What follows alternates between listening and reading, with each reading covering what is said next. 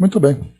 Iniciando aqui então o nosso estudo de hoje, o livro Mecanismos da Mediunidade, de André Luiz, psicografia do Chico e de Valdo Vieira. Nós vamos estudar aqui, dando continuidade, na verdade, ao primeiro capítulo, Ondas e Percepções. Nós vamos entrar hoje no item Sons Perceptíveis e Outros Reinos Ondulatórios. Só para a gente fazer uma revisão do que nós vimos no nosso encontro passado, aqui André Luiz ele começa então no primeiro item, agitação e ondas. Ele traz para nós aqui uma informação, na verdade assim, uma ilustração bastante interessante, porque ele fala sobre a composição do nosso planeta, naqueles elementos de matéria concentrada que forma a estrutura do nosso planeta e, ao mesmo tempo, a matéria em expansão que forma o clima, né, os gases que formam o nosso planeta. E que, por isso, nós temos, então, uma determinada irradiação dessas energias, fazendo com que o nosso planeta tenha, a partir dessa irradiação, uma identidade própria no universo, nessa imensidade cósmica. Isso porque cada planeta, de acordo com a sua constituição, planetas menores, planetas maiores, planetas rochosos, planetas gasosos e outros tantos planetas, né, espalhados pelo universo, a composição de cada um faz com que tenhamos, então, uma irradiação de energias em determinadas frequências. Então é bem bacana a gente observar que, se fosse possível nós medirmos, então, né, essas energias que se irradiam, nós veríamos cada planeta com a sua própria característica. Como se fosse, através de cores, cada planeta tem ali não apenas a sua própria cor, mas a sua própria tonalidade. Isso seria bastante difícil nós encontrarmos dois planetas que tivessem, né, digamos assim, a mesma impressão digital. Então o nosso planeta se caracteriza por toda essa estrutura e pela irradiação das suas energias. Nesse campo, então, em que nós temos, nesse clima e nessa matéria, nós temos, então, uma agitação, né? A movimentação da vida, a própria movimentação da matéria. Então, nós temos ali que essa agitação produz ondas.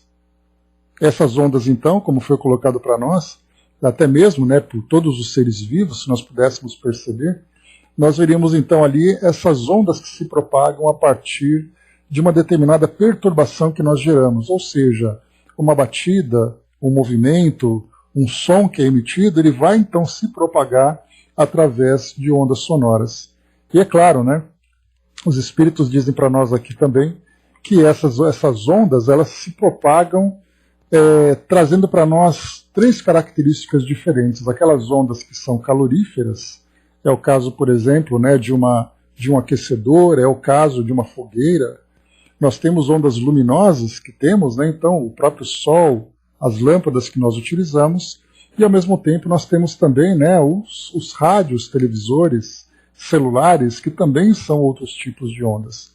Em suma, aqui resumindo esse primeiro item, toda inquietação ou toda agitação, né, se propaga em forma de ondas através de diferentes corpos da natureza.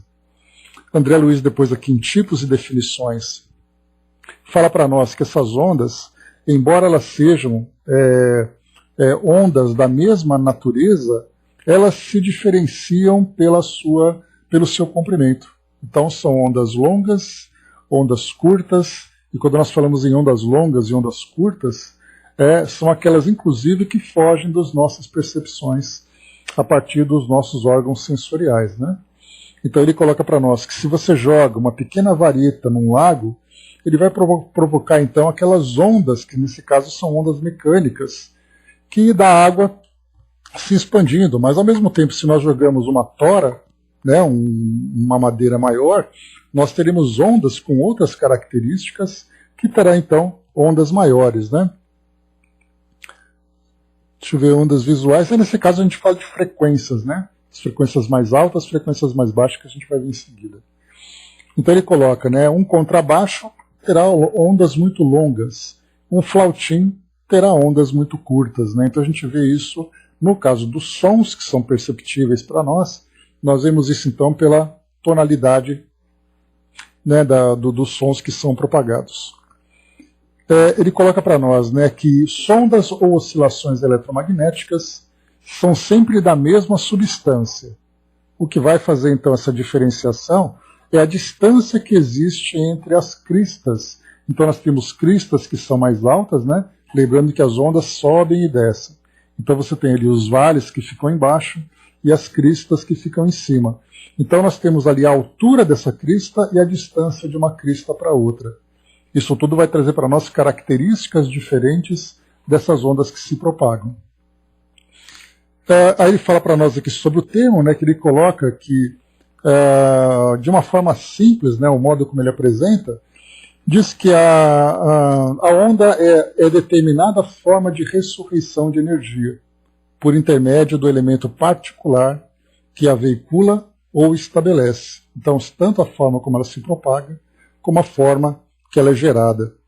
Fala para nós aqui sobre também que a fonte primordial é o próprio átomo ou partes dele em agitação. Então ele coloca o átomo, quando no caso ele pode se tornar cada vez mais sólido, ou colocando, por exemplo, subpartículas atômicas, em que nós temos ali radiação de energia, né? Então, mas todas elas, de alguma forma, desde ondas sonoras, mecânicas, nós temos ali também até mesmo ondas que são muito mais sutis. Fala para nós aqui no outro item, né, sobre ondas e o homem e as ondas. E ele vai trazer aqui que, embora no nosso mundo nós estejamos constantemente envolvidos por essas ondas, nem sempre nós percebemos e nem sempre nós sabemos da sua existência.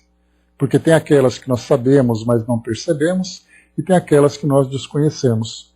Então ele vai colocar para nós que essas ondas, conforme o tempo vai passando, nós vamos então aprimorando a nossa inteligência, aprimorando também as nossas capacidades de perceber essas ondas, então isso vai de acordo com a nossa própria evolução.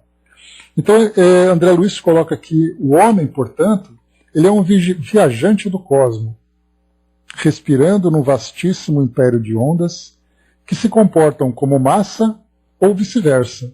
Então, ou ondas que se comportam como massa, ou massa que se comporta como ondas. Condicionado nas suas percepções à escala do progresso que já alcançou. Progresso esse que se mostra sempre acrescentado pelo patrimônio de experiência em que se gradua no campo mental, que lhe é característico. Então, na verdade, nós vamos então, como viajantes do cosmos, envolvidos por todas essas ondas, nós vamos primeiro perceber essas ondas a partir dos nossos órgãos sensoriais. Então você vai ver, ou você vai ouvir, ou você vai pelo tato, por exemplo, no calor, você vai ter essa percepção. E ao mesmo tempo você vai sentir e conseguir identificar qual é a origem e até mesmo reproduzir a produção dessas ondas. E isso vai também de acordo com a escala de progresso que já alcançou. Nós conversamos sobre isso na semana passada, que os homens primitivos, por exemplo, o que importava para eles era o fogo, a criação do fogo e a manutenção do fogo. Porque o fogo proporcionava o calor, proporcionava a luz e proporcionava a proteção. Era o suficiente. Com o passar do tempo, começaram então a compreender melhor essas formas em que essas ondas se propagavam, as suas irradiações, e começamos a dar então inteligência para a matéria, intelectualizar a matéria. E aí então hoje, se naquela época a preocupação com aquelas ondas era apenas para sobrevivência básica, hoje nós encontramos, por exemplo, os nossos aparelhos eletrônicos de telecomunicações, de pesquisas pelo espaço e tudo mais, que são ondas que foram, digamos assim, não domesticadas, né, mas nós demos um sentido inteligente para ela. Por isso, então, André Luiz coloca também aqui, as dimensões do homem, então, revela o que a vida já lhe deu no tempo de evolução, e aquilo que ele próprio já deu à vida, ou tempo de esforço pessoal na construção do destino. Então a vida ofereceu para ele o tempo de evolução através das suas diversas reencarnações e, consequentemente, o desenvolvimento do seu intelecto. E, ao mesmo tempo, né, a vida fez com que ele fosse forçado estimulado a se mobilizar e, ao mesmo tempo, através do seu próprio esforço, ele foi direcionando como a sua vida seria conduzida. Depois ele coloca para nós aqui também a respeito da individualidade de cada um, a absorção daquelas ondas, né, que ele pode entrar em sintonia, tudo isso a partir do conhecimento que ele desenvolve.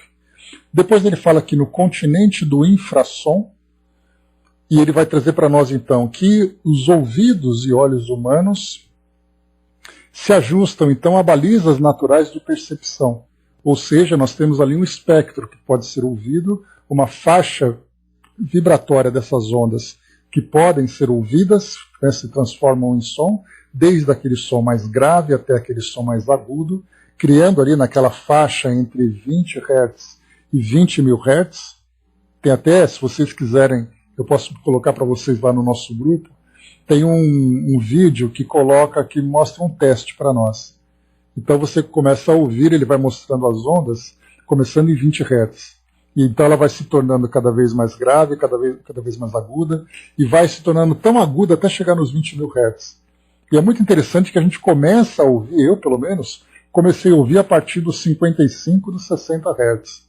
Aqueles 20 Hz eu falei, não é possível que eu não consiga ouvir isso, né? E quando vai chegando lá perto dos 20 mil Hz, quando chega ali perto dos 15 mil, já não consigo ouvir mais também. Falei, bom, então quem ouve nessa frequência tão baixa ou nessa frequência tão alta tem ali, né, um super ouvido, uma super audição. Mas é interessante que o André Luiz coloca para nós então que abaixo de 35 a 40 vibrações por segundo, né, a criatura encarnada ou que ainda se mostre fora do corpo físico em condições análogas, ou seja, aquele indivíduo que é encarnado, que depende dos órgãos sensoriais do corpo físico, mas ou ele está desencarnado, mas ao mesmo tempo ainda depende, né, ou acredita depender desses mesmos órgãos, ele se movimenta no campo desses infrassons sem ter qualquer percepção. Mas enquanto isso, coloca para nós aqui André Luiz, que nós temos só esses sons continuam existindo em torno de nós, mesmo que nós não percebamos. Cheguei até a comentar com vocês que quando um terremoto vai acontecer, a pressão existente entre as placas tectônicas, né, ou naquelas falhas nas placas, quando começa a ter uma pressão muito grande, essa pressão aumenta o som, começa a produzir esse infrassom, mas nós não percebemos. Então ele coloca dois exemplos aqui, a ponte pressionada por grande veículo ou locomotiva que avança sobre os trilhos, provoca então esse infrassom. Né? O soldado lembrou aqui que animais percebem, e é muito interessante que quando o terremoto vai acontecendo, alguns animais que têm essa percepção de infrassom ficam agitados. Então são pássaros que saem, animais que começam a se agitar no local onde eles se encontram, porque eles percebem esses sons. E isso é necessário para a sua sobrevivência, né?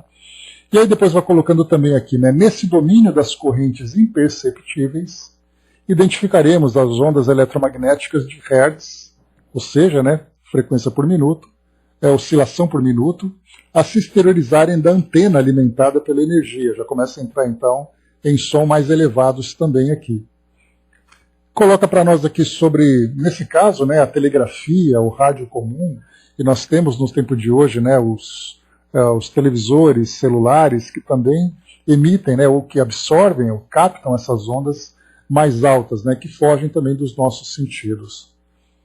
Então ele diz assim também, em semelhante faixa da vida, que a ciência terrestre assinala como continente do infrassom, circulam forças complexas, contudo, para o espírito encarnado ou ainda condicionado às sensações do plano físico, não existe nessas províncias da natureza senão o silêncio. Então, nós estamos rodeados por essas ondas. E é claro que se hoje nós podemos dizer isso com toda certeza, conhecendo ali quais são as fontes geradoras, em que frequência que essas ondas vibram, né, da sua faixa mínima até a sua faixa máxima, nós hoje temos esse entendimento porque a nossa inteligência foi se desenvolvendo com o passar do tempo, que era exatamente aquilo que André Luiz comentou lá no início, que ele dizia então que será através das diversas experiências que o homem então vai expandindo o seu conhecimento e tendo entendimento a respeito das ondas. Até mesmo, né, no caso da voz, do canto, das telecomunicações, dos instrumentos musicais, tudo isso é estudado com muito mais detalhe, com muito mais aprimoramento, né? Nós temos até mesmo uma diferença, por exemplo, nos séculos XVI, século XVII, quando nós tínhamos compositores e aqueles instrumentos rústicos entre aspas, né? Mas eram instrumentos básicos que eles produziam, e mesmo com aqueles instrumentos, eles eram capazes de criar obras geniais. Nos tempos atuais, quantos são os equipamentos que são agora, que se tornam muito mais sofisticados por causa da eletrônica, por causa dos amplificadores e outros tantos equipamentos que vão surgindo, fazendo com que aqueles sons básicos do passado se tornem hoje sons muito diferentes. Sons muito mais ricos, né, muito mais variados, coisa que aqueles instrumentos do passado não eram capazes de produzir. Então, hoje nós pegamos um teclado, por exemplo, né, que produz ali som dos mais variados. No passado eram aqueles instrumentos acústicos, e apenas aquilo. Era um cravo, era um piano, era um violino, uma viola, um tambor apenas. Hoje nós temos sintetizadores que produzem coisas assim espantosas em termos de variação de som. Isso porque o homem passou a estudar o som em si, compreendendo a faixa vibratória em que ele se aloja, e depois começando a utilizar o conhecimento técnico para poder lidar com esses sons. A mesma coisa acontece também com relação às imagens. Bom dia, Braz, bom dia, soldado de novo. Vamos lá então, pessoal, sons perceptíveis. Agora é o nosso tema novo aqui para esse nosso encontro. Então ele falava dos infrassons. Então nós temos, por exemplo, né, baleias se comunicam através dos infrassons, os elefantes se comunicam através dos infrassons. Então são pesquisadores, né, oceanógrafos, ou mesmo, né, biólogos que vão para campo e eles colocam instrumentos, e recordo até de um documentário, onde tinha ali um grupo de pesquisadores que estavam ali acompanhando, né, elefantes. Então aquela manada caminhando ali pela savana africana, e eles ligaram então um equipamento de som para poder captar em que frequência eles conversavam. E eles ficaram espantados que quando o ponteiro daquele equipamento começou então a oscilar numa frequência muito baixa, e eles não ouviam nada.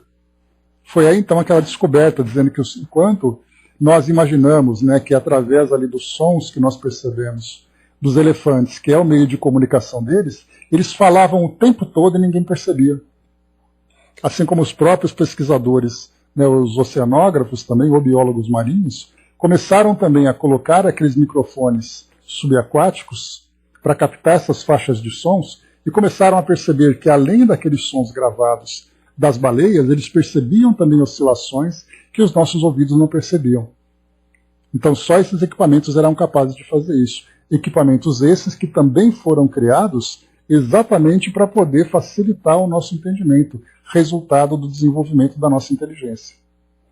A Angelina colocou, né, o trabalho que foi realizado com os chamados doentes através da música. É a mesma coisa também, nós falamos a respeito de tonalidades, a respeito de timbres e de outros tantos, né, que nós temos aquelas músicas que provocam, nesse caso, os mais variados tipos de sensações. Desde aquelas pessoas, por exemplo, que vão nessas baladas eletrônicas, em que você tem ali, né, nas baladas eletrônicas, aqueles hertz, também as músicas, que são calculadas em batidas por minuto, para provocar determinada sensação de excitação e tudo mais. Nós temos também, ao mesmo tempo, essa musicoterapia, que é aplicada para trazer para nós tranquilidade. Então a gente lembra, né, que, assim como dentro da química e da farmacologia, você tem capacidade de criar substâncias que se tornam, por exemplo, medicamentos para proporcionar cura, nós temos também ali aquelas substâncias que se tornam drogas, que se tornam veneno, na verdade. Então a mesma coisa acontece com relação ao som, com relação à luz.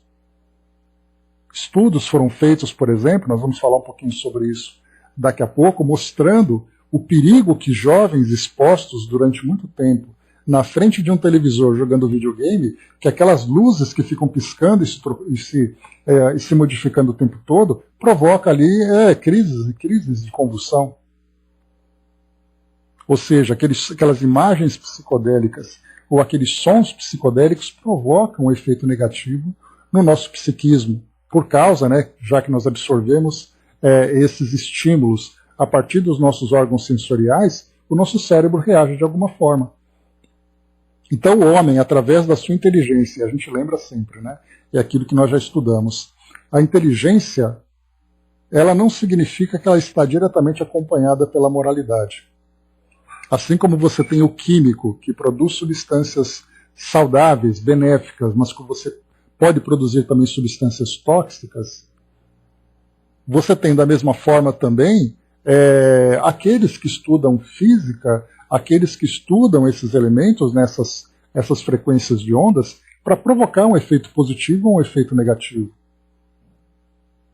Assim como você tem quando se estuda o núcleo de um átomo, aí você começa a trabalhar principalmente ali com a energia atômica, você pode criar um aparelho de ressonância magnética, um aparelho de raio-x, você pode criar uma usina nuclear para produzir energia elétrica, como você pode criar uma bomba atômica. Então a inteligência expande o seu conhecimento. A forma como essa inteligência vai ser aplicada depende do estágio evolutivo e da evolução moral de cada indivíduo. Então aqui agora para nós, né? Sons perceptíveis. Saímos do infrassom, vamos então aumentando um pouco mais essa frequência. Aumente-se a frequência das ondas, nascidas do movimento incessante do universo, o homem alcançará a escala dos sons perceptíveis, mais exatamente qualificáveis nas cordas graves do piano. Então o tom mais baixo ali do piano já começa ali a trazer para nós uma ideia, né? Mas aí a gente tem então aquelas frequências cada vez mais baixas. Como eu falei para vocês, aquele vídeo ele é muito interessante, eu vou mandar para vocês depois. Ele acaba sendo frustrante porque ele mostra para nós as nossas limitações e muitas vezes até deficiências que nós não conhecemos, não compreendemos, né? Mas aqui ele coloca então que nesse movimento incessante do universo, é muito interessante André Luiz colocar essa expressão, porque em movimento incessante do universo a gente vê que as ondas estão presentes em todo o universo. Em tudo aquilo que nós vivemos. Por exemplo, os espíritos falam sobre a frequência de ondas que são irradiadas das plantas, por exemplo. Então imagine se você vai numa floresta e você tivesse órgãos sensoriais capazes de perceber a vibração que existe na natureza. E é daí então que a gente vem, né, com aquela poesia falando que a Terra é um planeta vivo, né, que a Terra, né, Gaia, né, que é o nome que era dado anteriormente, era um planeta vivo exatamente porque ele também produzia as suas próprias ondas. Naturalmente, né, pela toda a movimentação, pela sua estrutura, por tudo aquilo que existe de vivo e existe em movimento no nosso planeta. Então, quando ele coloca esse movimento incessante do universo, hoje o homem começa, então, através de equipamentos, né, a sondar o universo. Conhecer, por exemplo, né, ser capaz de detectar uma estrela a milhares de anos-luz ou milhões de anos-luz. Um planeta, uma estrutura, simplesmente observando a frequência de ondas que ele acaba irradiando. Então isso mostra que o universo, de fato, está em movimento incessante. Mas nós somos capazes de perceber apenas aquilo que se encontra mais próximo de nós. E nesse caso, quando se fala nessa elevação das frequências de ondas, nós começamos então a detectar pelos nossos sentidos essas primeiras irradiações, que nesse caso são sons. E ele põe assim: nesse ponto, penetraremos a esfera das percepções sensoriais da criatura terrestre, porquanto, nesse grau vibratório, as ondas se transubstanciam em fontes sonoras que afetam o tímpano, gerando os tons de Tartini ou tons de combinação com efeitos psíquicos segundo as disposições mentais de cada indivíduo. Aqui André Luiz falava sobre os sons, mas ele entrou num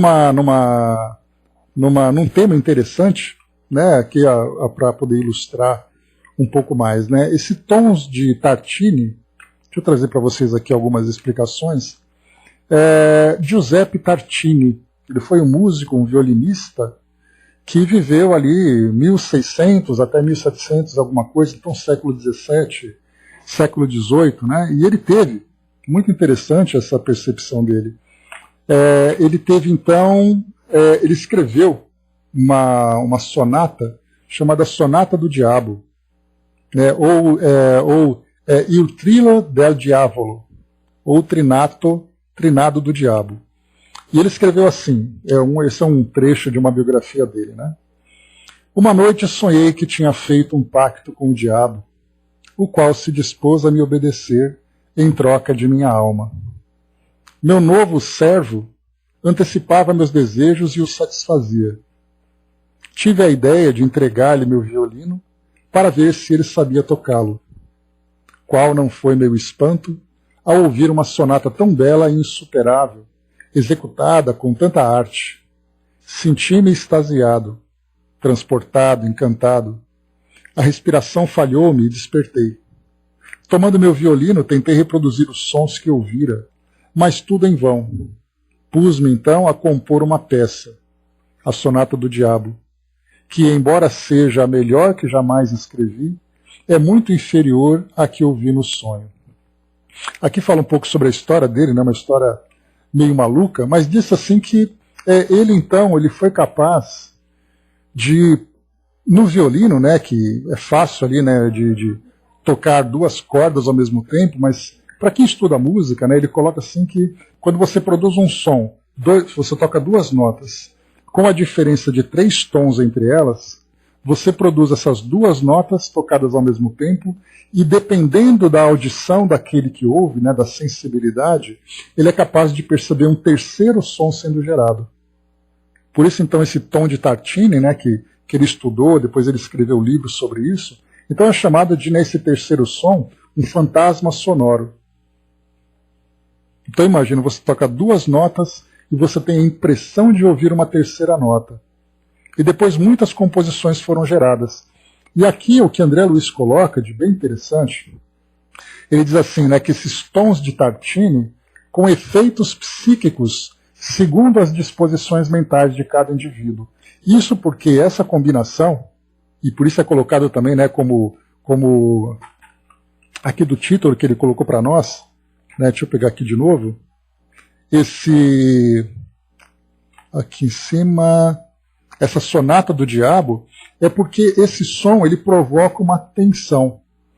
Então é aquela música que as pessoas ouvem, mas elas não ficam relaxadas. A gente falava agora, por exemplo, sobre musicoterapia. Então naquela frequência que é mais agradável, naquela frequência que é mais harmoniosa, né, que traz um pouco mais de tranquilidade. Nesse caso aqui que o Tartini trabalhou, ele provoca uma tensão. Seria mais ou menos, para a gente poder ter uma ideia, é como se você lesse, por exemplo, um livro espírita, que fosse um livro bem agradável, contando a história de um espírito que teve ali que teve momentos agradáveis no mundo espiritual, com reencontros amorosos, com a alegria que se expandia dentro dele e tudo mais, e depois você lesse Memórias de um Suicida logo no início. A mesma tensão que se provoca nessa leitura é o que se provoca nesse tipo de música, nesse tipo de efeito que o Tartini descobriu. Por isso que André Luiz coloca aqui que depende muito desse, né, do modo como ele se coloca, dos efeitos psíquicos segundo disposições mentais de cada indivíduo. Então nós tivemos bandas de rock, nós tivemos outros compositores, né, porque a gente lembra que a música, mesmo que a música nesse caso também a letra, né, a letra traga uma mensagem, que pode ser uma mensagem positiva, ou pode ser uma mensagem negativa, né, de acordo com o estado de espírito de cada compositor. Então a melodia também provoca isso. Então, dependendo da forma como o compositor quer expressar seus sentimentos, se ele está deprimido, ele não vai criar uma música alegre, ele vai criar também uma música depressiva, para expressar exatamente o seu estado de espírito, da mesma forma que acontece numa pintura. O indivíduo vai pintar ali, dependendo do seu estado de espírito, são cores mais densas, são desenhos que não expressam ali, né, nada de positivo. Então a gente percebe que o nosso estado de espírito também se expressa através da luz, através da arte, né? Então, nesse caso, o Tartini provocou esse efeito e ele ficou depois marcado na história da música e foi estudado, inclusive, cientificamente. Eleva-se o diapasão, ou seja, subimos um pouco mais então as frequências de som. Sons médios, mais altos, agudos, superagudos. Lembrando aqui que André Luiz, quando ele fala para nós sobre entender a mediunidade e falar sobre a frequência do pensamento, nós vamos falar de frequências altíssimas. Mas antes de estudarmos as frequências altíssimas, nós temos que estudar as frequências que estão próximas a nós, mesmo aquelas que não são percebidas. Por isso, então, ele começou com o infrassom, e ele foi, então, aumentando, chegou numa frequência em que nós temos a capacidade de perceber, não na sua totalidade, mas em grande parte, porque isso vai depender das condições auditivas de cada um. Então ele coloca, na fronteira aproximada de pouco além de 15 mil vibrações por segundo, não raro o ouvido vulgar atinge a zona limite. Aí vocês lembram que eu falei para vocês que, ouvindo aquele áudio, né, testando ali a minha audição, entre 20 Hz e 20 mil Hz, quando chegou ali por volta dos 15, 16, eu já não conseguia ouvir mais, de tão agudo que ficava. Então, quando eu li isso daqui, que o ouvido vulgar atinge a zona limite por volta dessa frequência, eu já falei, estou aliviado então, não é uma deficiência, é algo normal para todo mundo. Mas tem aqueles que têm essa percepção. Há pessoas, contudo, que depois desses marcos, ouvem ainda. Animais diversos, quais os cães, portadores de profunda acuidade auditiva, escutam ruídos no ultrassom para além das 40 mil vibrações por segundo, ou seja, 40 mil Hz. Esse, então, é o detalhe que nós encontramos, né, de animais que têm essa percepção. Aí você tem ali apitos ultrassônicos, né, que não sei se são vendidos ainda, mas eram vendidos em lojas e tudo mais. Gatinhos também, né? E muitas pessoas compravam para ficar atormentando os animais, né? Imagina você de madrugada e você começa a apitar esse ultrassônico e os cachorros começam a latir, porque isso incomoda. Então, isso faz parte desse instinto de sobrevivência, por isso que nós estudamos sobre isso. Lá no Evolução em Dois Mundos, quando nós estávamos nos primeiros capítulos, né? Pois é, tudo. Enquanto nós não ouvimos nada, eles ouvem essa frequência mais alta. Então, por exemplo, né, no caso de um pernilongo, quando a gente ouve aquele agudo muito chato, porque eles estão mais perto de nós, nós temos insetos que têm ali uma frequência muito mais alta que nós já não ouvimos. Mas no caso de uma mosca, por exemplo, que tem ali aquelas asas mais fortes, nós conseguimos ouvir. Então isso até nos insetos a gente tem essa percepção. Então quando nós estudamos na Evolução em Dois Mundos, lá no começo, nós falávamos sobre a necessidade que os animais têm de ter sentidos muito mais apurados. Exatamente pelo estado em que eles viviam, embora os animais domésticos não expressam a sua natureza de uma forma tão clara como um animal selvagem, um animal que vive num ambiente selvagem, ele depende dos seus sentidos para poder sobreviver. Então ele tem um faro muito mais aguçado, ele tem uma visão muito mais apurada, uma audição muito mais sensível. Exatamente para que ele possa, já que ele não tem ali, né, a sua inteligência capaz de criar condições de estabelecer uma vigilância maior para preservar a sua sobrevivência, para preservar a sua vida, né, para viver ali, né, naquele ambiente, então ele tem esses sentidos. Qualquer tipo de barulho, qualquer tipo de cheiro, ele já tem uma reação automática. E aí então o instinto que comanda muito mais do que a própria razão. Já o homem, conforme ele vai evoluindo nos seus sistemas, nos seus órgãos, né, evoluindo na sua constituição orgânica, vendo ali que o cérebro se desenvolve muito mais, a sua inteligência, ele começa então a reduzir essa percepção. Isso porque se nós tivéssemos então com os mesmos sentidos que os animais tinham no passado, nós enlouqueceríamos, porque qualquer tipo de estímulo numa sociedade como a nossa chamaria a nossa atenção e provocaria uma distração, uma grande perturbação. Então, ao mesmo tempo em que a nossa inteligência vai se expandindo, esses instintos, né, ou esses sentidos vão se restringindo, ficando nessa faixa mais específica para que a gente possa interagir com o ambiente de uma forma tranquila, de uma forma harmoniosa. Então a gente vê como a natureza é sábia nesse sentido, né?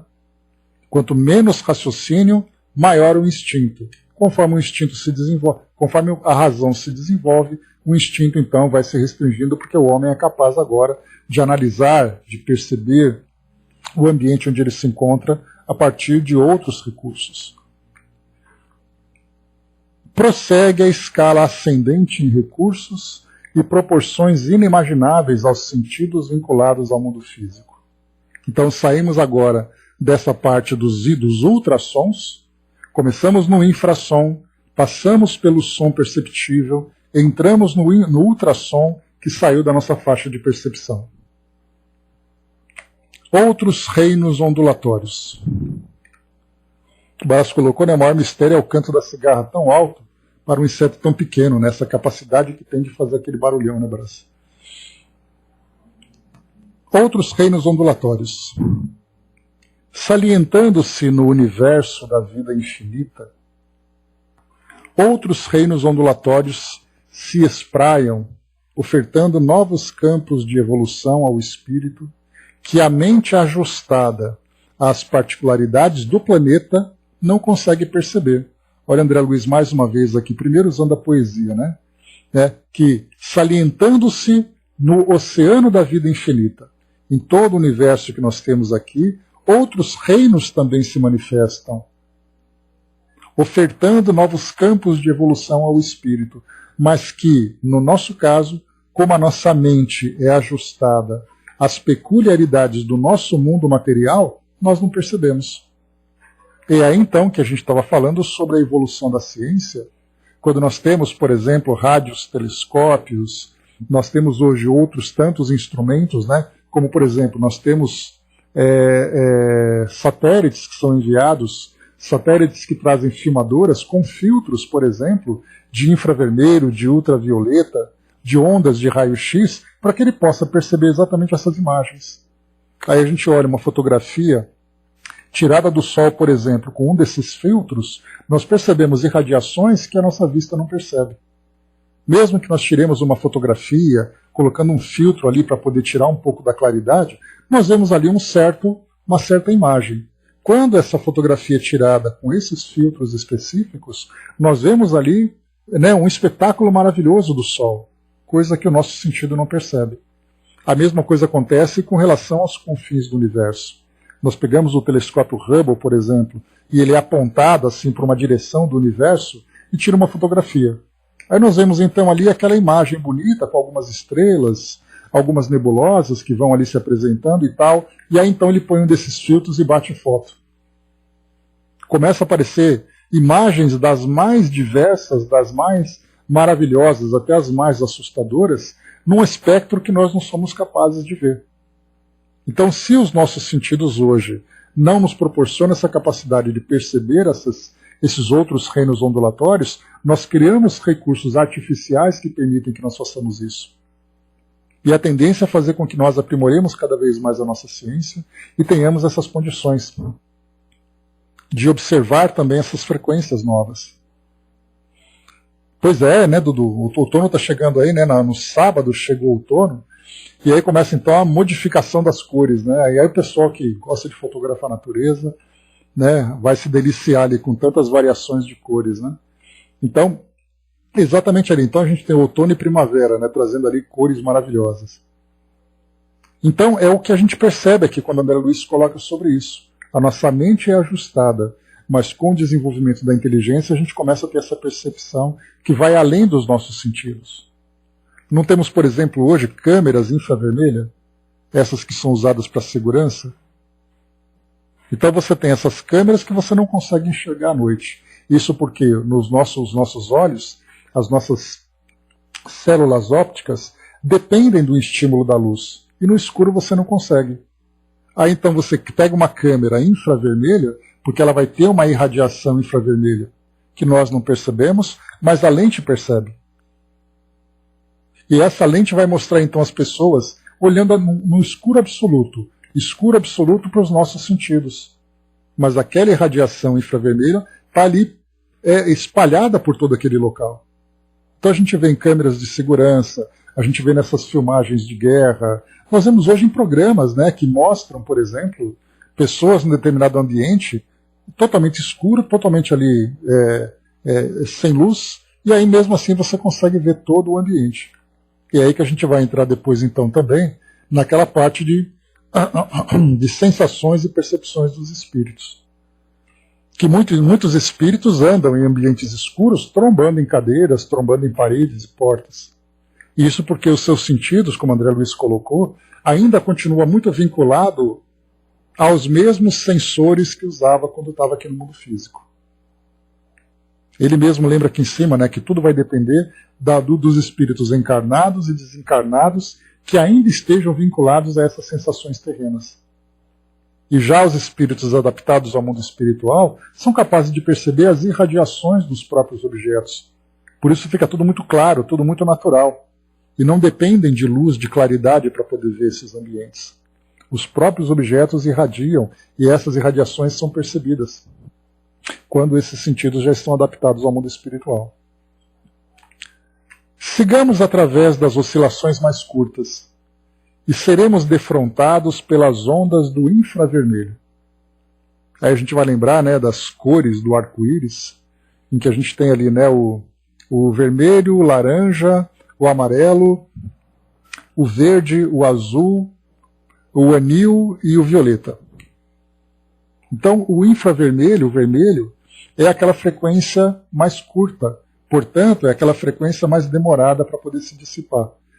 Não é à toa, por exemplo, que o Sol, quando ele bate no nosso planeta, logo meio-dia, por exemplo, a gente vê o céu azul. Exatamente porque a frequência azul é aquela mais percebida, que é uma frequência muito alta. Mas quando a gente começa a chegar no final do entardecer, a gente percebe que o céu começa a ficar alaranjado e até avermelhado. Isso porque é a mesma luz que entra aqui na nossa atmosfera. Porém, a gente percebe que os raios de baixa frequência, nesse caso do vermelho ao alaranjado, é aqueles que mais permanecem. Por isso, então, o nosso céu muda de cor. Simplesmente por uma questão de modificação da permanência dessas ondas que ficam aqui na nossa atmosfera. Mas aí então começam essas ondas infravermelho. E aí então o homem, sendo capaz de compreender esse infravermelho, ele começa a ser utilizado então em controles remotos, que também utilizam frequência de rádio, mas aqui nós temos infravermelho, nós temos controles remotos de televisão, nós temos infravermelho, nesse caso, usado, por exemplo, em fisioterapia, em lâmpadas, nós temos em câmeras de segurança. Não vemos, mas os equipamentos percebem. Alarmes, vários sensores de movimento, enfim, temos ali vários tipos de equipamento que utilizam o infravermelho porque o homem foi capaz, entre aspas, de domesticar essas ondas. Começam a luz e as cores visíveis ao olhar humano. As microondas, em manifestação ascendente, determinam nas fibras intrarretinianas, segundo os potenciais elétricos que lhes são próprios, as imagens das 7 cores fundamentais, facilmente descortináveis na luz branca, que as sintetiza por intermédio do prisma comum, criando igualmente efeitos psíquicos em cada criatura conforme os estados mentais que a identificam. Então aqui ele lembra do prisma. O próprio Isaac Newton fez esse trabalho. Ele pegou um prisma, que era aquele triângulo de cristal, e colocou a luz do sol, e de repente expandiu ele naquelas 7 cores do arco-íris, que são aquelas 7 frequências que nós percebemos.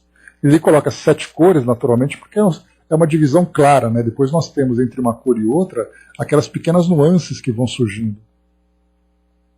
Então a cor branca, para em escola a gente fazia muito isso, aquela roda de Newton, ou o círculo de Newton, em que você pintava 7 cores, rodava rapidamente e ficava branca.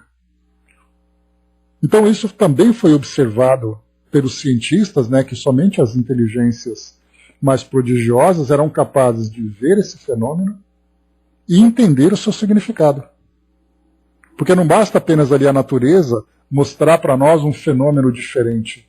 É importante que tenha um olhar diferenciado. É o caso, por exemplo, do próprio Charles Darwin, Enquanto todo mundo se deparava com os animais na natureza, ele, tendo uma sensibilidade, ele começou não apenas a ver os animais, mas começou a ver uma lógica na evolução daqueles seres, a ponto de trazer para nós uma teoria, juntamente com outros pesquisadores, sobre a evolução das espécies. Fazendo comparações, olhando. Então, não basta olhar, como tem aquela passagem do Evangelho, é importante ter olhos de ver.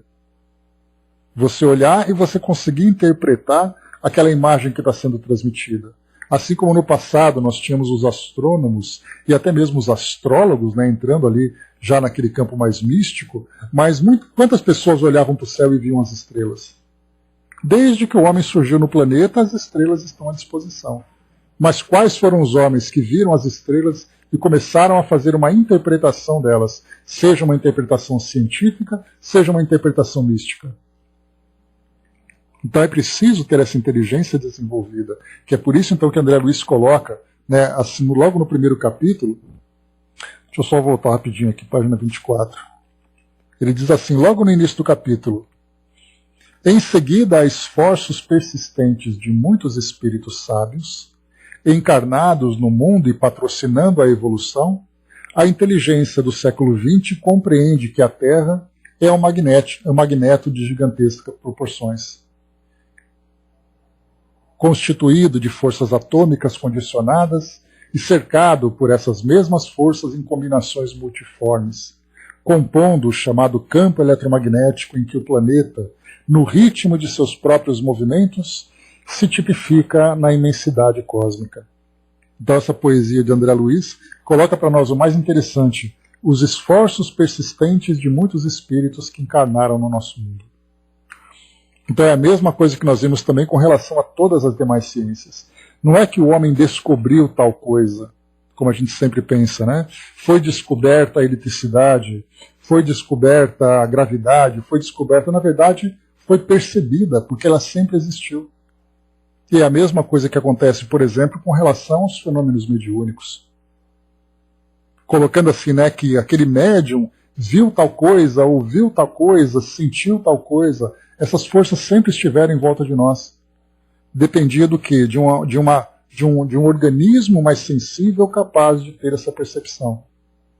E depois de ter essa percepção, aí nós entramos agora em Kardec. Não apenas você perceber isso, que embora ele não fosse médium ostensivo, ele tinha ali aqueles que estavam próximos, mas a capacidade de entendimento, a capacidade de observação dele, de fazer a leitura de que aqueles fenômenos que aconteciam tinham uma razão de ser. Tinha um princípio que ele foi capaz de estudar e depois de esmiuçar, que hoje dá para nós, né, traz para nós esse privilégio de entendermos, ainda que seja na teoria, sobre a realidade do mundo espiritual, que é também, né, forças que existentes aqui em torno de nós, que agora nós começamos a entender. Mas o mundo espiritual sempre existiu. Olha que interessante. Vai depender um pouco mais ainda do desenvolvimento da nossa inteligência, do desenvolvimento de novas ciências, para poder explorar isso a partir desses mesmos princípios científicos, para poder autenticar a existência e não apenas ficar um objeto de fé.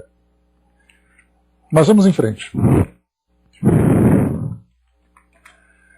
Ele coloca para nós aqui também sobre o prisma, né, que eu estava falando. Quase que eu viajo aqui, quase que eu me desvio do tema, né? Mas aqui então, do prisma, então, foi observado então essas luzes. E aí então André Luiz coloca, assim como no som, criando igualmente efeitos psíquicos em cada criatura conforme os estados mentais que a identifiquem. Já tinha trazido para vocês anteriormente o efeito das luzes nos nossos olhos e, consequentemente, afetando, né, as nossas mentes.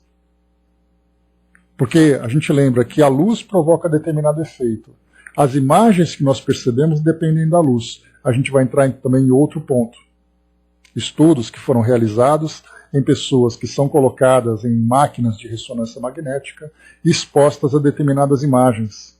A imagem de um cachorrinho, de um filhote, a imagem de uma flor, a imagem de um cadáver, a imagem de uma cena violenta. E aí vai mostrando, mapeando, conforme os neurocientistas vão estudando, mapeando o nosso cérebro para ver exatamente o efeito de cada imagem. Porque aí então a gente vai perceber que não é a imagem por si só, mas a imagem traz para nós um resultado, um estímulo, esse estímulo vai ser interpretado e, consequentemente, vai desencadear em nós determinados tipos de reações. Reações físicas, reações emocionais, psíquicas e tudo mais. E nesse caso aqui, quando se fala sobre essas cores, não são as cores em si, mas são as cores, por exemplo, que vão se movimentando, que vão trocando, que foi o caso que eu passei para vocês, sobre os estudos que foram feitos de jovens e crianças que tiveram ataques, né, que tiveram crises convulsivas a partir dos estímulos de videogames. Aquelas imagens trocando o tempo todo, aquela luz psicodélica, né, pessoas, por exemplo, que têm epilepsia, não podem ficar expostas a esses tipos de estímulos que vão provocar nela, vão desencadear uma crise convulsiva. Porque ela já tem essa tendência, basta que você provoque, que você estimule. Então André Luiz também coloca para nós, com relação a enxaqueca, tontura, crise convulsiva, cada um tendo ali uma disposição mental. André colocou, minha sobrinha foi internada porque não sabia que tinha isso, né? E muitas pessoas passam por isso e não sabem também por quê. Aí, se você tiver um bom médico, ele vai perguntar, mas como é que é a sua rotina? Você vê muita televisão? Vejo. Você fica muito tempo no computador? Fico. Você joga muito videogame? Jogo. Pronto, percebeu já que esses estímulos acabam provocando tudo isso. E, ao mesmo tempo, nós temos também com relação à própria cromoterapia, mas nesse caso não a cromoterapia no sentido de cor. Porque a cromoterapia ela deve ser aplicada dentro de um princípio científico. Eu já passei por isso, já vi pessoas fazendo isso, que, por exemplo, eu quero fazer a cromoterapia. Então eu vou pegar uma lâmpada vermelha e vou aplicar em você. Só que, na verdade, essa lâmpada vermelha era uma lâmpada que foi pintada de branco. E não que ela, dentro da sua estrutura tecnológica, fosse capaz de gerar a frequência vermelho. Ou então você pegar uma lâmpada e você embrulhar com um papel celofane de determinada cor. Pronto, eu tenho uma luz verde. Na verdade, você tem ali somente um reflexo. Mas a frequência é muito diferente.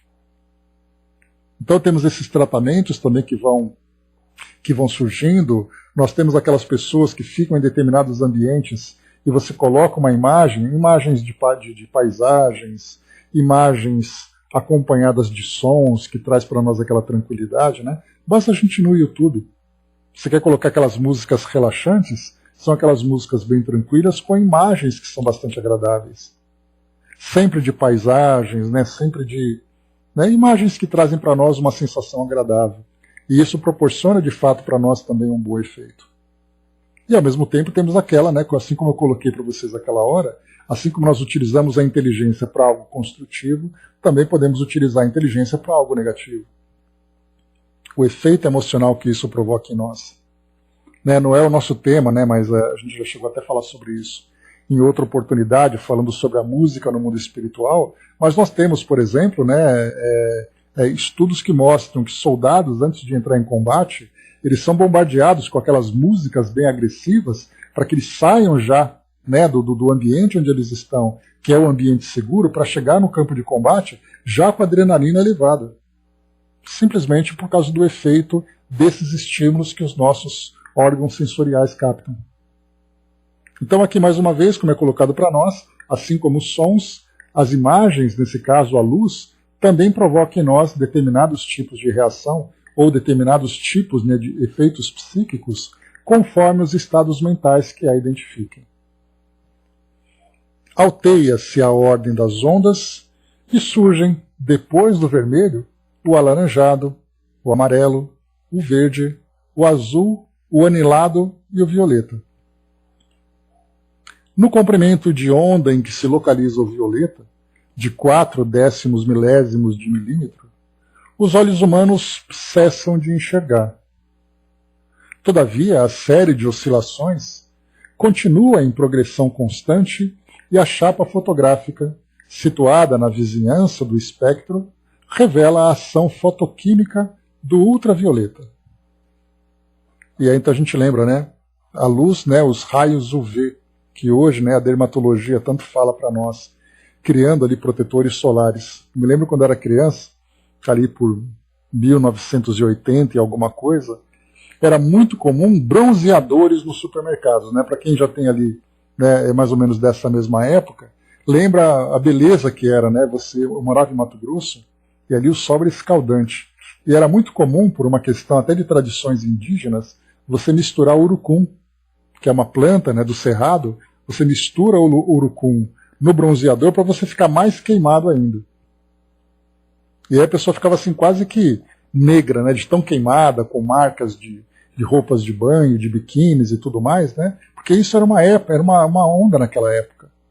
Com o passar do tempo, a ciência vai observando, as coisas vão se modificando, a inteligência, pelo menos nesse lado científico, vai também se desenvolvendo e percebem o efeito nocivo das ondas ultravioletas. Das ondas ultravioletas. Já usou, né, Marion? Pois é, hoje é bloqueador solar número tal, né? Bem forte para não se queimar, porque a gente já percebeu o efeito nocivo disso. A capacidade que a luz ultravioleta ou que as ondas ultravioletas provocam na pele, inclusive desenvolvendo cânceres. A receita da André, ó, Coca-Cola, óleo de coco, óleo de avião. Pois é, nada como a juventude, né? Essa linda juventude, maluca de tudo, né? Mas depois, conforme a sabedoria vai chegando, muda tudo. Agora é sombrinha, chapelão, óculos escuros, óculos para não ferir os olhos, né? Sombrinha para não envelhecer a pele, bloqueador não sei quanto. E assim vai, porque a gente percebeu esse efeito do ultravioleta. Porque eram ondas que não eram percebidas, embora sabendo da existência dela, mas até então não se sabia o efeito que isso provocava no nosso organismo. E aí depois a sociedade de dermatologia foram percebendo, principalmente em locais onde havia uma grande incidência de sol, né? Então assim, percebendo ali em regiões de praia, em regiões, por exemplo, no caso do Nordeste e do Norte do Brasil, a quantidade de pessoas que começaram a aparecer com problemas de pele, não apenas cânceres, né, mas manchas, envelhecimento precoce, e então efeito do ultravioleta.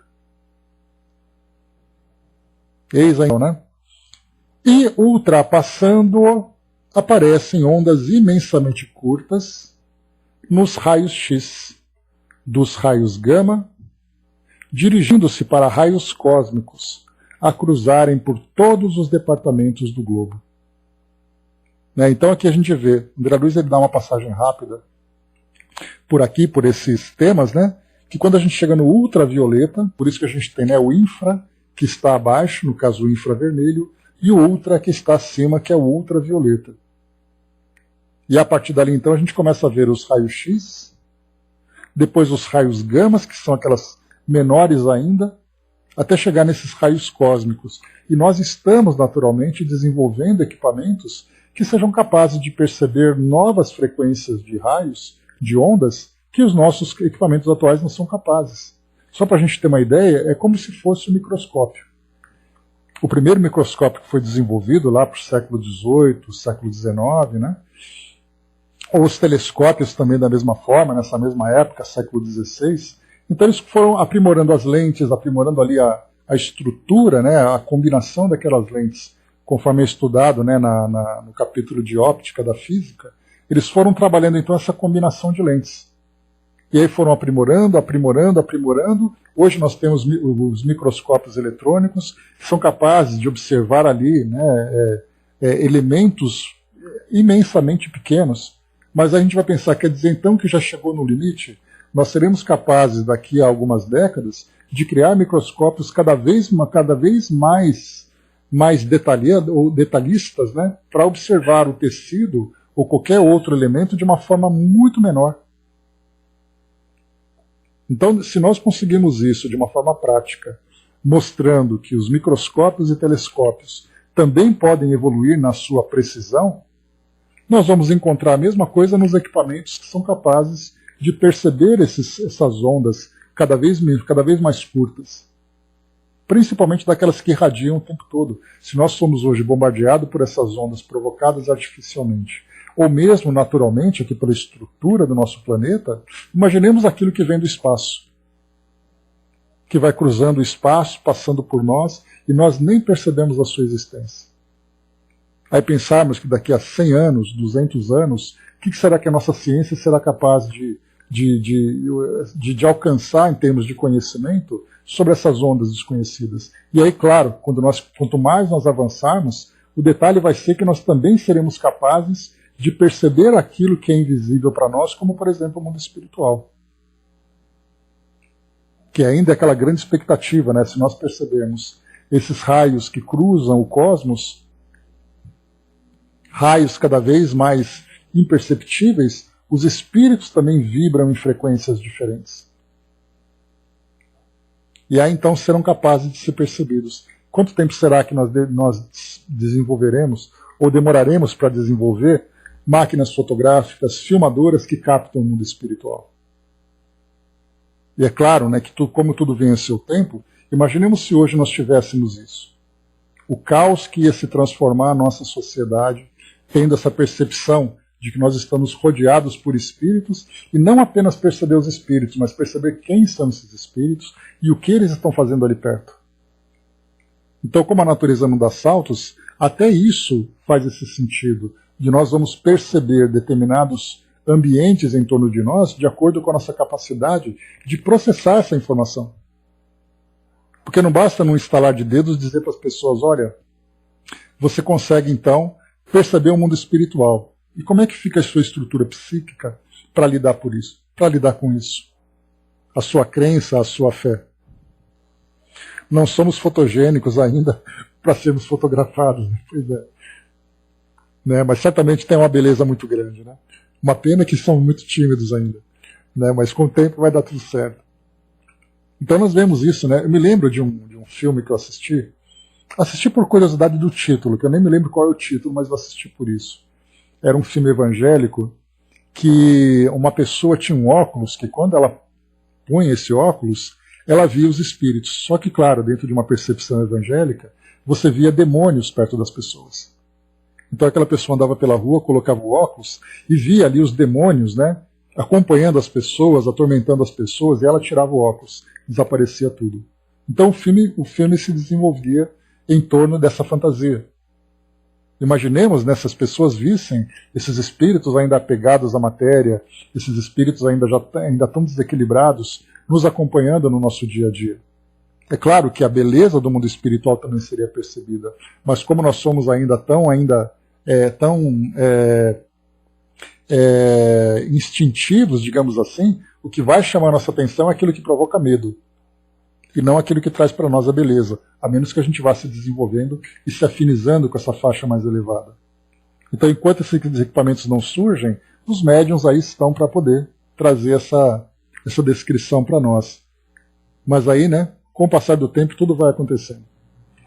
Então, a gente vê que a natureza realmente não dá saltos, né? Mas vamos lá.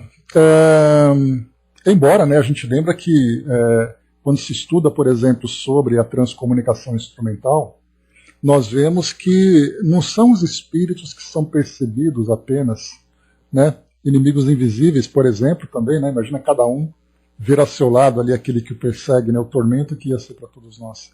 Então nós teremos que ver o mundo espiritual com a consciência bem tranquila, para perceber aquilo, compreender o seu sentido e ao mesmo tempo, né? Inimigos invisíveis? Ah, legal então, Dudu. Então é esse que era o nome do filme, né? Assisti por acaso, nossa, vi assim, depois que acabou o filme, dei aquela coçadinha na cabeça, né? Falei, tá bom, vai. Valeu a experiência para poder contar para vocês aqui. Né? Mas com o passar do tempo a gente vai ter realmente essa realidade em torno de nós. Bom, vamos em frente. Semelhantes notas oferecem ligeira ideia da transcendência das ondas nos reinos do espírito, com base nas forças do pensamento. Então André Luiz começa a trazer para nós aqui, né, essa pequena introdução a respeito da transcendência dessas ondas, ou seja, sai do mundo físico e começa a adentrar o mundo espiritual e perceber exatamente todas essas irradiações que acontecem em torno de nós. Como será o mundo espiritual a partir desses equipamentos? Eu falava para vocês agora há pouco sobre transcomunicação. Eu sabia que tinha alguma coisa pendente que eu tinha escapado. Na transcomunicação instrumental, nós temos ali espíritos que são percebidos por alguns instrumentos, mas nós vemos que é praticamente um efeito, praticamente não, é um efeito mediúnico. há necessidade da interferência do espírito na matéria, nesse caso, né, essa matéria se manifestando através dessas ondas, dessas irradiações. E aí, então, esses equipamentos são capazes de captar esses espíritos, então, ou esses elementos, e depois se apresentam para nós, então, como algo fenomênico, algo espantoso, sobrenatural. Mas, na verdade, é natural, eles apenas são captados. Mas se não forem captados, né, que é exatamente aquilo que eu comentava com vocês, nós temos pessoas que mandam fotografias, que mandam perguntas relacionadas com espíritos, ou pelo menos ali aquilo que sugere ou que é interpretado como espírito por esses equipamentos, e a gente sempre coloca, olha, não se espante. A única diferença é que o equipamento percebeu. Mas se você não tivesse o equipamento, o espírito poderia estar do seu lado do mesmo jeito. A pergunta é, de que forma que você se relaciona com ele? É uma relação amistosa? É uma relação problemática? É uma relação viciosa? Então cabe a você ser seletivo nessa relação e fazer a sua transformação, a sua elevação, né, de valores e ao mesmo tempo da sua frequência. Então hoje nós temos, né, que, entre aspas, acidentalmente os espíritos são percebidos. Então por celulares, secretárias eletrônicas, filmadoras, câmeras fotográficas, televisores, enfim. São os equipamentos nossos que por acaso captam. Assim como também temos, né, naqueles programas que mostram caçadores de fantasmas, que eles usam equipamentos calibrados para perceber o mundo físico, mas que eventualmente captam o mundo espiritual. No caso, por exemplo, né, nesses grupos, desses aventureiros que gostam de ter esses registros, então eles têm filmadoras comuns, filmadoras térmicas, filmadoras infravermelhas, sensores de movimento, medidores de campo eletromagnético, termômetros e gravadores comuns, né? Então eles colocam esses dispositivos em determinados ambientes para tentar captar o mundo espiritual que vibra numa frequência muito mais alta. É exatamente isso que eu estava comentando com vocês agora a respeito desse parágrafo anterior. Quando nós temos aqui, né, que esses raios cósmicos que cruzam por todos os departamentos do globo, nós falamos também do plano espiritual, mas os nossos equipamentos não são capazes de captar esses raios ainda. Por isso também o mundo espiritual não é capaz. Quando começarem a desenvolver esses sensores, aí a pergunta é, o que nós vamos fazer com essas informações que são captadas? De que forma é que nós vamos lidar com isso? Quer dizer, então, que você vai entrar numa sala mediúnica e você vai passar por aquele aparelho como se fosse fazer uma radiografia para captar os espíritos que estão perto de você? Para isso nós precisaríamos ter, né, um equilíbrio, né, valores muito bem desenvolvidos para captar o mundo espiritual de uma forma proveitosa para nós. Então o Dudu colocou a sinopse do filme. Então está ali, né, Inimigos Invisíveis. Inimigos Invisíveis é a história de Jackson, um universitário que encontra um par de óculos que permite ver o mundo invisível e espiritual ao redor dele. Além desses óculos, ele descobre que a vida não é neutra, mas que existe uma batalha espiritual que acontece à sua volta, na vida da família e dos amigos. Os demônios atacam a vida de Ellie, irmã de Jackson, pois não podem tocar nele. Ou seja, né, é engraçado que nesse filme, já que existe aquele dogma de que Deus não permite que os espíritos falem conosco, mas os demônios podem falar. Então esse filme segue exatamente essa ideia. Né? Não foi captado nenhum espírito bom, nenhum espírito amigo, nenhum anjo dentro do dogma. É um filme gospel, né? Então assim mostra exatamente o princípio de crença. Você põe o óculos e você só vê as coisas ruins que existem no mundo. As coisas boas não existem, né? E é aí que a doutrina vem trazer para nós esse esclarecimento mostrando exatamente isso.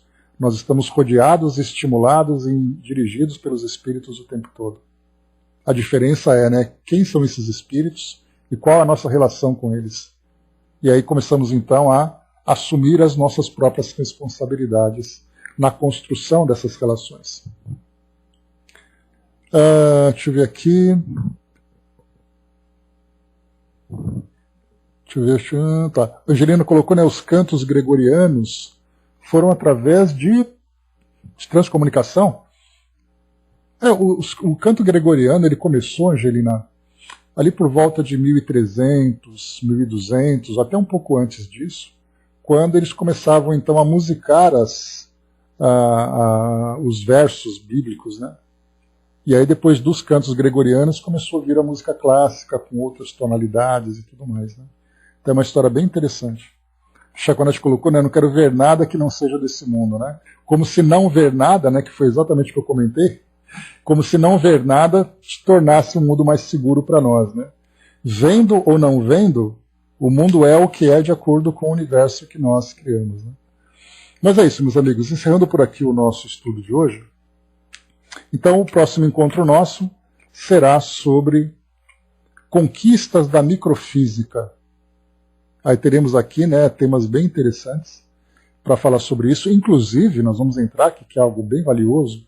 Eu vou tentar pesquisar aqui, fazer uma pesquisa bem bacana para a gente poder compreender. Nós vamos entrar aqui na parte da física quântica. E vai ser para nós um tema bastante esclarecedor